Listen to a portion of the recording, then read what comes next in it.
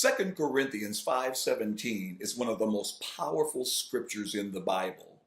There the Apostle Paul makes this statement. If any man be in Christ Jesus, he is a new creation. Behold, all things become new. Old things have passed away.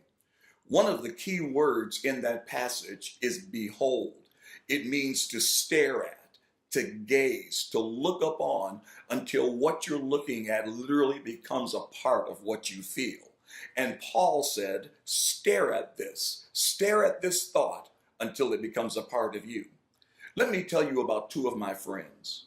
One of them was a young man about 9 or 10 years of age at the time. He's living in New York City. His mother told him to sit down on the curb while she went in the store to get a loaf of bread. She said, I'll be back for you in just a few moments.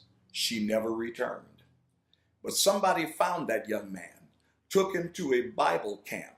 At that camp, he became born again. Christ came into his heart. And the short of the story is that now he is reaching young people and children in the inner city of New York. Let me tell you about another friend. That friend grew up in church with me. One day he decided that his life was not worth living. He took a gun, he held it to his head. The bullet went through, exited his eye. It did not take his life. I talked to him one day and I asked him, why did you do what you did? He said, because I thought that life was not worth living. But he made an interesting statement. He said, I only wanted to die for the moment. What was the difference between a young man who had been left alone and a young man who puts a bullet in his head? The difference is both of them heard that in Christ you can be a new creation, but one of them believed. I encourage you today, stare upon that. Behold, you are a new creation.